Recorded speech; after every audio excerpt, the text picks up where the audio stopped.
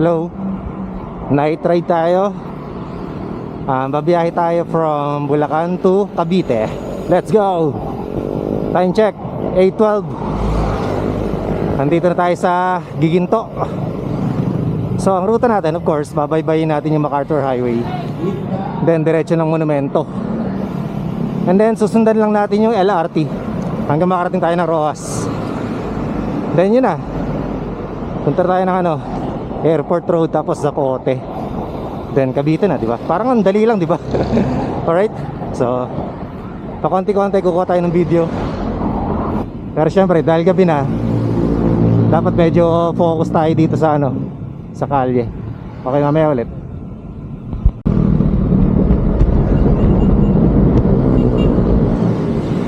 Approaching na tayo ng Balagtas. Kakalagpas lang natin ng Giginto. So medyo maraming truck. Extra ingat talaga paggabi. Wala kahingal. So hopefully maya maya mabawasan yung mga sasakyan para makatakbo tayo na maginhawa. Alright, 8:25, 12 kilometers. Guys, Marilaw na tayo, Marilaw.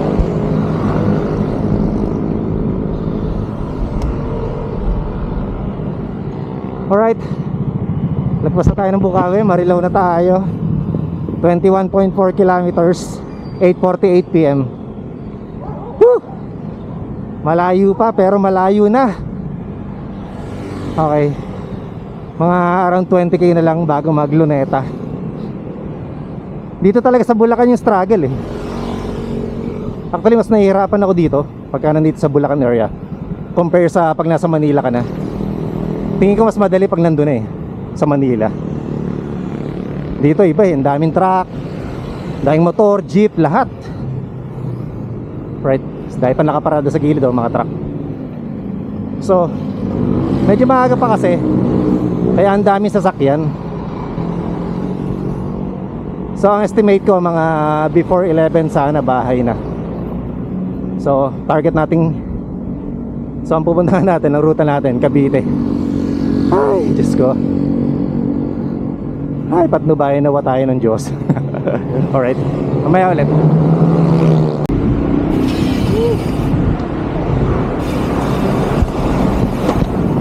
SM Marilaw na tayo. Marami pa rin sasakyan. Ang total kilometers nga pala natin around 75 to 77 kilometers. Bali, nasa pa lang tayo, 1/3.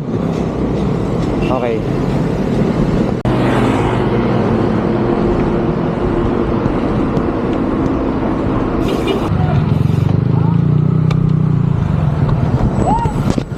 May kawayan na tayo, napaka-traffic pa rin. 8:58.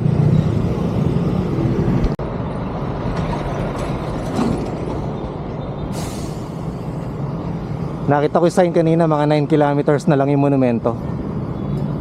Okay, konting tiis pa, matatapos na natin yung Bulacan. Ang nagpapahirap dito yung yung lubak. Ang lala ng lubak, surprise. Tapos yung mga jeep bigla na lang hihinto sa harapan mo. Yun yung mga watch out ka talaga. Okay, go na tayo.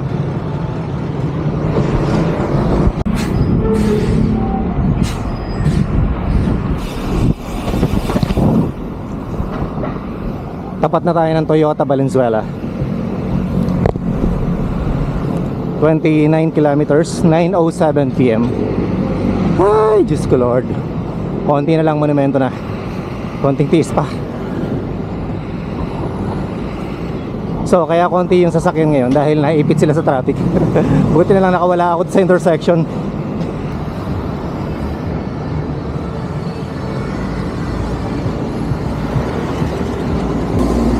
Valenzuela. Right?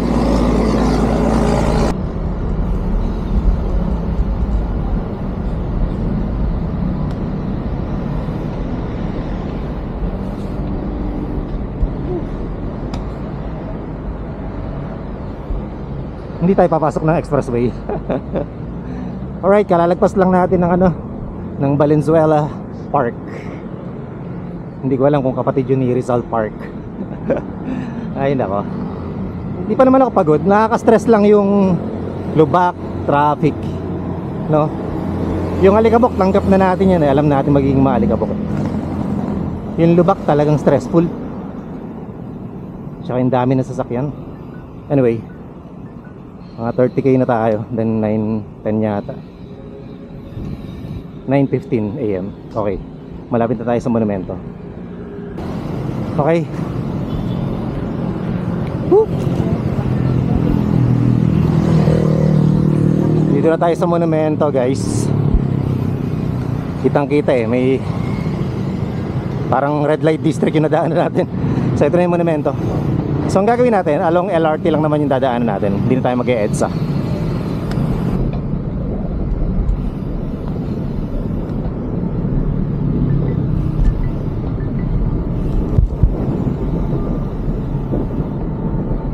Right, sundan lang natin bike lane.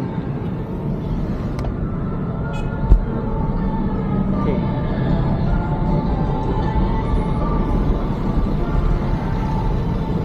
So tara, along LRT. Hopefully dito medyo maluwag-luwag na biyahe. Kasi dito naman jeep na lang yung kalabang ko. Wala na yung mga malalaking truck. Kasi mostly lahat ng truck malamang lumiko na papuntang pier. Kaya wala na sila dito. Problema lang yung bike lane, yung gilid, occupied. Hindi tayo makakagilid.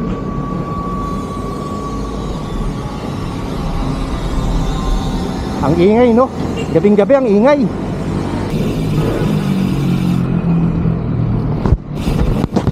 In fairness dito mas maayos yung bike lane nila. Ayan, no? May pintura. Walang masyadong lubak. Although may mga manhole, watch out lang talaga. Pero overall mas maayos yung bike lane dito. 9:30 PM, 36.2 kilometers. Okay, dire-diretso lang to hanggang Carriedo. And then tawid tayo kabila ng Luneta na or Manila City Hall.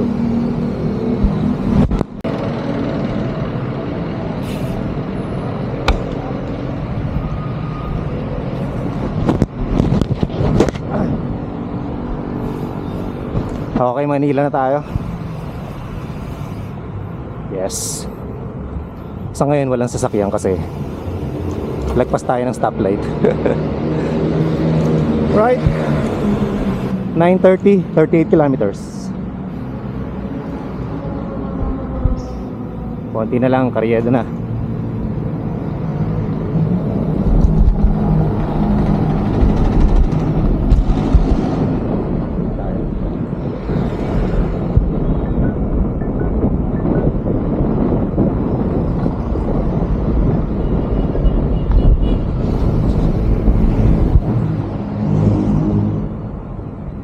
Grabe, ang baho sa kalye.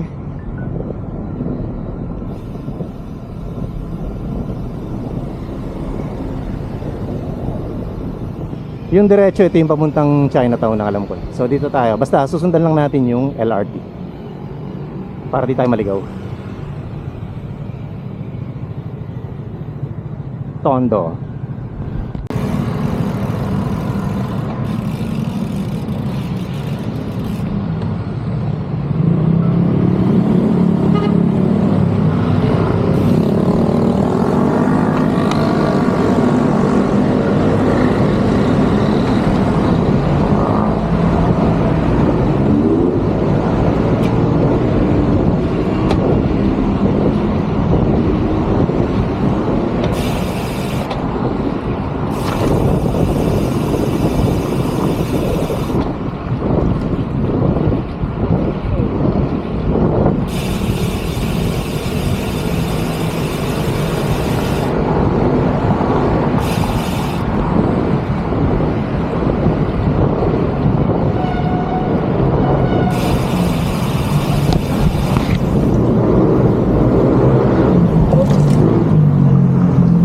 Bamban na tayo, Bamban. Pag may nakita kayong mga tindahan ng medical supplies, indicator yun na nasa Bamban na kayo. Right. Remigio Street. Another intersection. Ito problema dito compare sa EDSA. Sa EDSA dire-diretso eh. Dito ang daming intersection.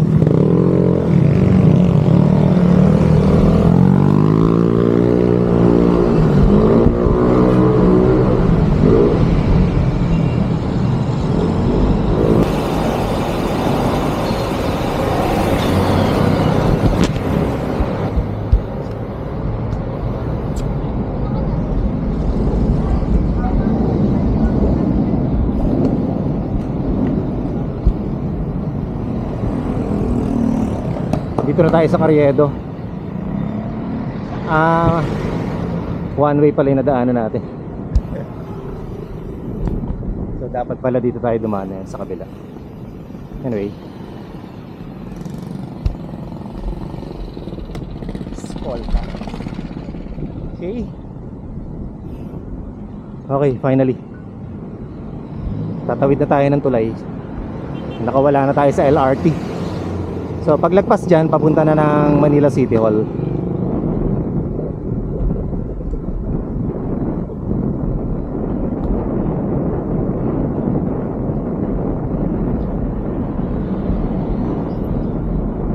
Yung sa kabila sana yung magandang bridge eh, kaya lang hindi tayo dun dumaan eh. Yan o. Next time, dadaanan natin yan.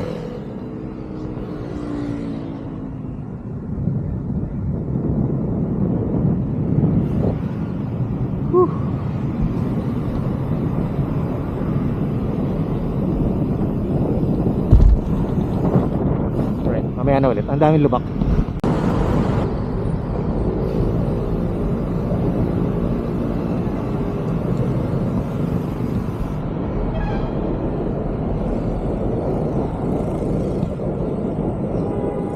Guys, 9:51 PM. Nandito na tayo sa Manila City Hall. Can you believe that? Parang kailan lang. We're in Bulacan. Ngayon, nandito na tayo sa malapit sa Luneta na. Woo. Thank you Lord for keeping me safe. Hallelujah!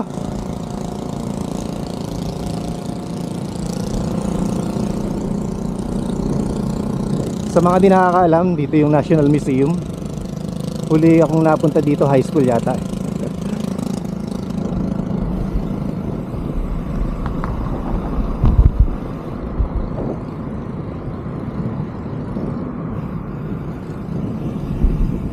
.5 kilometers. Approximately mga 34 kilometers to go. So mukhang hindi natin kakayanin ng 11 o'clock. So okay lang naman. Baka mga 11:30. Ay, sarap ng tulog natin ito mamaya. Ay. Actually, pwede ko namang gawin to bukas ng umaga. Kaya lang, gigising pa ako ng napakaaga. Baka lalo akong mahirapan. Tapos syempre, sa morning, mas busy na kasi pasukan. Although today, ngayong gabi, busy rin naman. Pero at least ngayon, medyo maluwag-luwag na.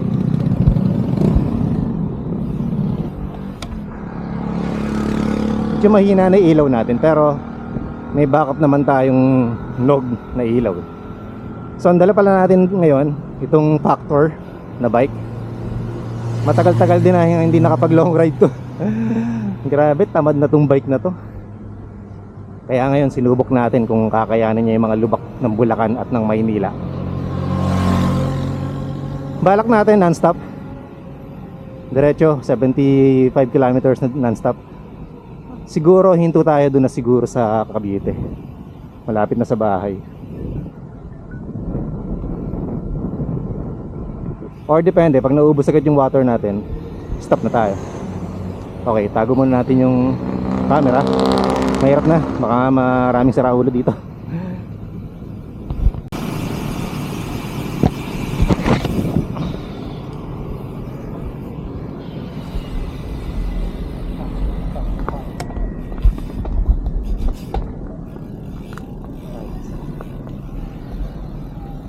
Okay, huminto muna tayo dito. Andito tayo sa kilometer 0 sa Luneta. Selfie pa ba ako dito? Hindi na tayo magsa-selfie kasi baka matunugan na may cellphone tayong dala. Right, ito yung kilometer 0. Diba? Okay, time check, 9:57 PM, 44.5 kilometers. Ang dami pa rin sasakyan, grabe. So bakit ba natin ginagawa to? Kinatid natin yung kotse natin sa Bulacan kasi gagamitin nung sister ko, nung kapatid ko yung kotse.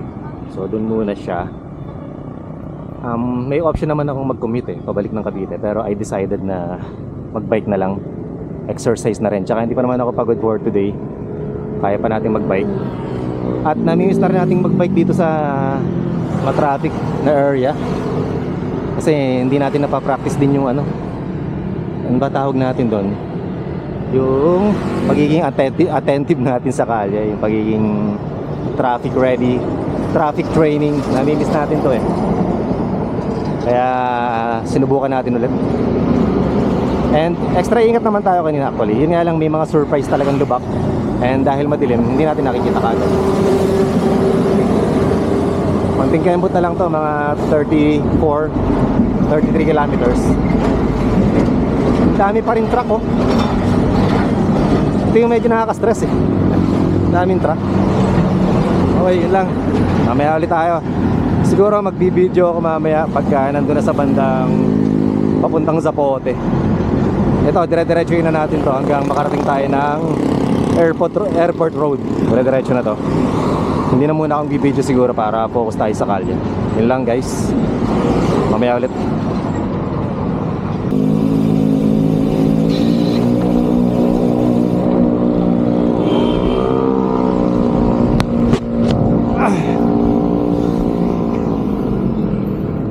Dito na tayo sa bandang Hilpuyat yata to. Dito sa World Trade Center. Okay, 48 kilometers. 10 PM, 10:08 to be exact.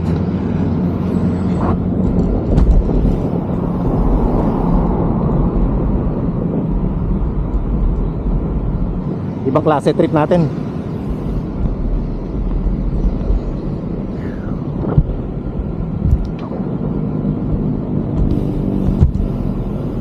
Astig ng BYD pinantataksi lang yung Seal 5.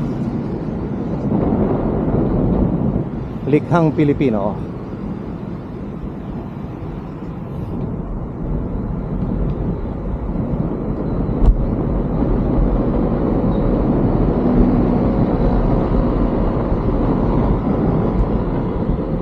Nagtataka ako sa average natin 22.3 lang, samantalang hataw na hataw tayo kanina. Well, siguro dahil mabagal yung simula natin from bahay. Tumulin lang tayo nung sa MacArthur Highway and then dito sa Manila. Pero ang baba pa rin ito, 22 kph. Anyway, ganun talaga buhay. Let's go.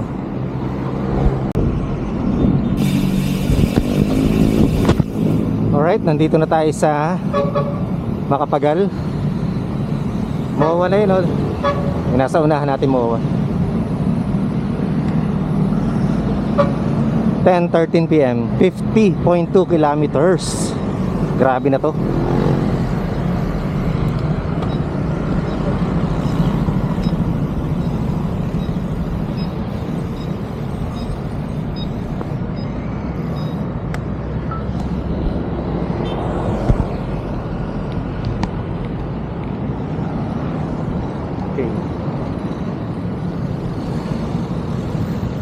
Hindi na tayo magmamawa, syempre kakaliwa na tayo dito.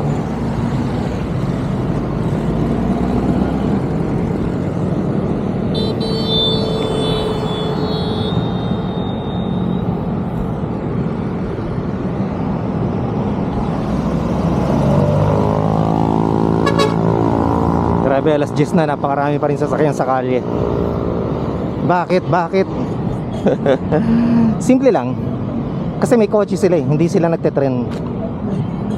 Pero siguro kung mag-i-improve yung train system dito sa Pilipinas, mababawasan yung traffic sa kalye.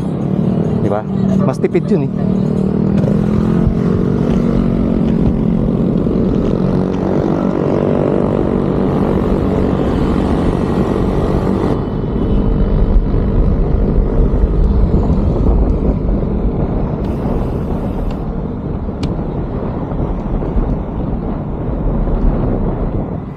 Sino ba naman may gustong mag-ubos ng gasolina, di ba? Kung may maayos lang na train system, why not? Yung tipong from Cavite, uwi ako ng Bulacan in less than 30 minutes. Hindi naman, siguro mga 30 minutes. 75 kilometers lang naman yan eh. So kung takbong 60 kph ang tren, then it stops, siguro kaya ng less than 1 hour Bulacan via train. Mas mura pa, di ba? Hindi mo na kailangan magdala ng kotse. Hindi ka na magto-toll fee. Ay, ewan ko ba, Pilipinas, paano kang uunlad, Pilas? Kailangan siguro magkamatay muna yung mga kurap. Tangina nyo, mamatay na kayong lahat. Mamatay na kayo!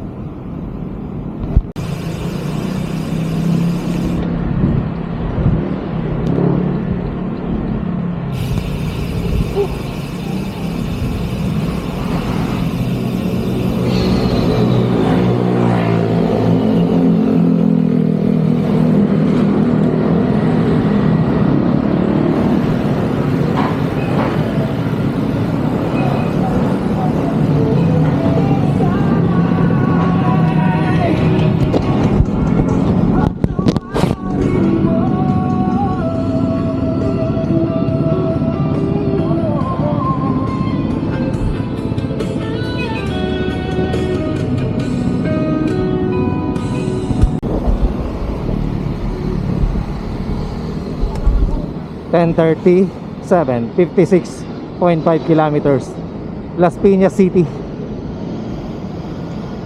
Actually konti na lang, mga 20k. Okay pa naman tayo, di pa naman tayo pagod. Kasi medyo bumagal tayo dito eh. At least hindi na pursado, hindi, medyo napahinga tayo actually. Alright. Fiesta yata dito ah.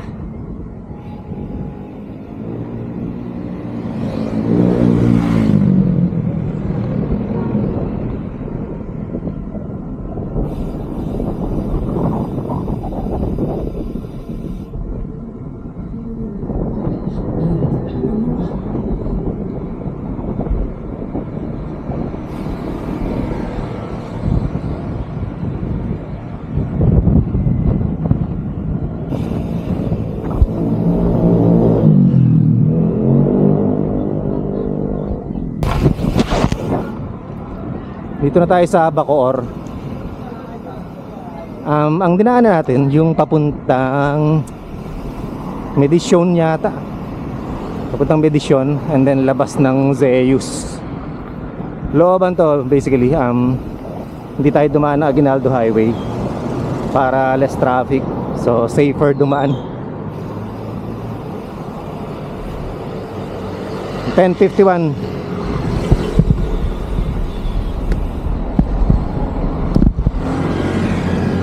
So mukhang mali yung sinabi ko kanina. Ang sabi ko yata 10 o'clock yung target. Mali pala. Ang target natin 11 PM kasi umalis tayo ng bahay mga around 8 na eh. So tansya ko kasi mga 3 hours yung biyahe natin kung takbong 25 kph. Pero lumalabas na sa 22 lang yung average natin. So abutin tayo ng mga 11:30. Konti na lang to actually, parang less than 15 kilometers na lang.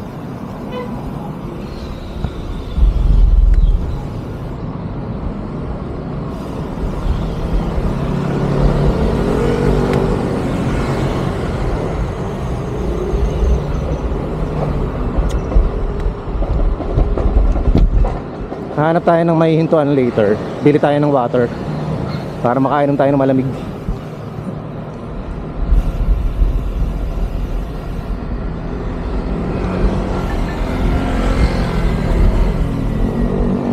Okay. Maliksi Elementary School. Fiesta oh.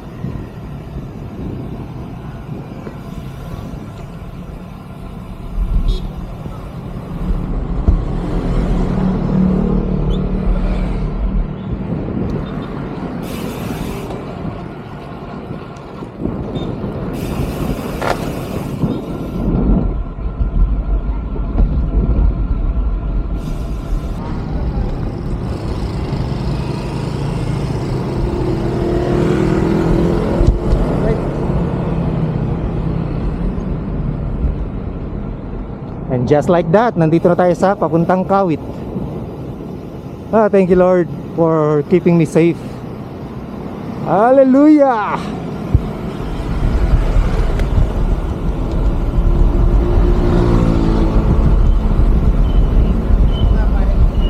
(11:01)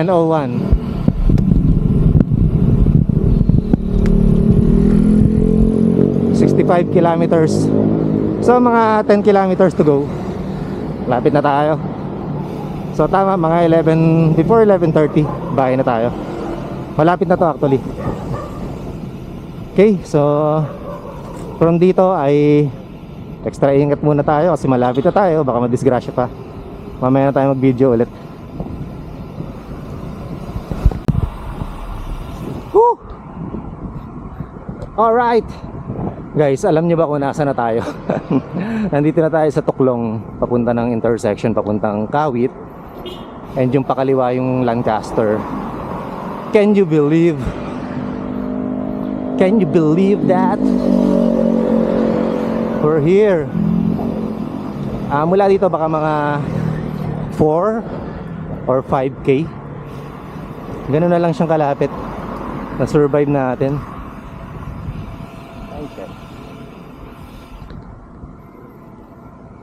Hindi ko makita yung oras. 11:14.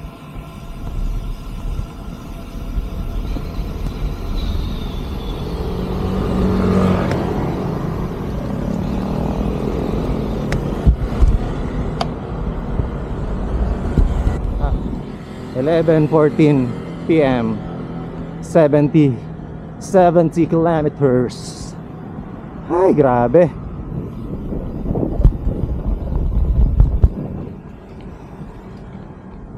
So hindi naman puro hirap lang to. Kasi ang advantage ng night ride, syempre walang araw, di ba? Hindi ka masusunog. Kaya hindi na natin kailangan hindi na natin kailangan mag-sleeves.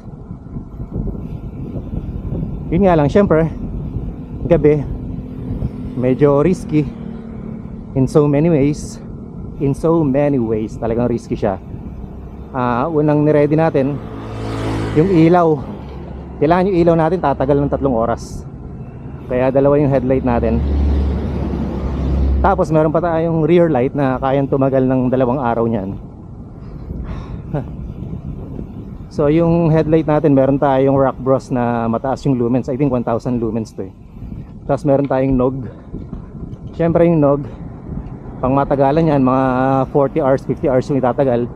Yun nga lang, siyempre hindi siya ganun katagal. Pero at least maganda yung visibility niya. Kita ka nung mga kasalubong. Alright, dito na tayo sa KFC. Mamaya ulit. KFC Kawit. Konti na lang oh. 70.8 kilometers, 11:16 PM. Woohoo! Guys, finally we're here sa Lancaster, New City. Ano ba yung ginawa nating preparation para dito sa kalokohan natin na to? Actually, in terms of power or training, wala tayong ginawang preparation. Nag-relay lang tayo dun sa stock na endurance natin, capability natin, stock na power. Then yung mga ensayo sa running. Sa bike, nakapag-bike lang tayo once, Sampaloc eh. Pero wala lang yun. Chill ride lang yun. It's a matter of ano lang yung ginawa natin, yung mind over matter.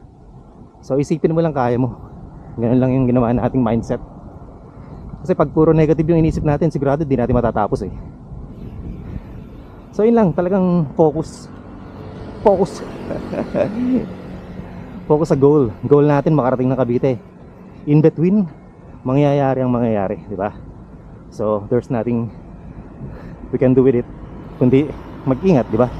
Pero yung mindset natin, dapat makarating tayo ng Cavite ng ligtas. And along the way, yun lagi yung nasa isip ko. Kailangan safe. Huwag masyadong magmadali. Huwag pa ang tawag doon, huwag masyadong padaskul-daskul. So sa intersection, kung safe, go. Kung tingin hindi safe, hinto, di ba? And even dun sa mga kasabay nating mga motorista, syempre hindi tayo nakikipagkarera. Alam naman natin, may mga kamote rider dyan na kanina may mga pumipina sa atin eh. Pero syempre, alam naman makipag-away pa tayo. Let it pass. Ganun lang. Right, nandito na tayo sa tapat ng Shopwise sa Lancaster. Mula dito baka 1K na lang yung ano, mula dito, bahay na. Okay, mamaya ulit.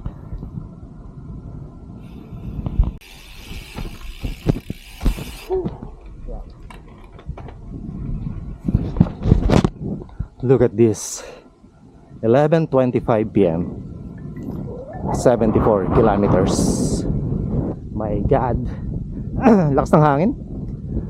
Unang-una sa lahat, thank you Lord, nakauwi tayo ng ligtas na ligtas, buong buo, walang aberya. So pasok naman doon sa estimate natin 11:30. Yun talaga yung estimate niya. Ay,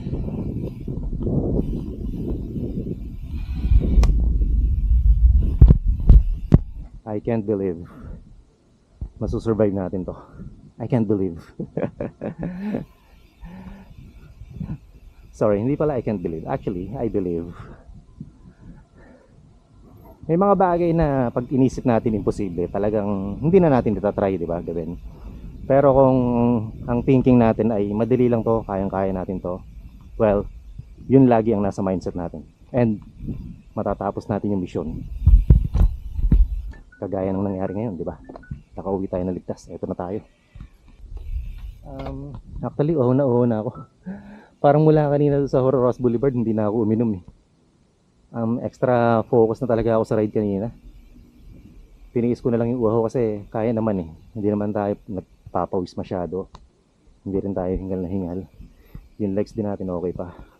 And kanina, tumira na ako ng isang gel. Kasi medyo nararamdaman ko na yung sakit sa legs. Kaya tumira na tayo. Isang gel. Okay, dito na tayo sa bahay.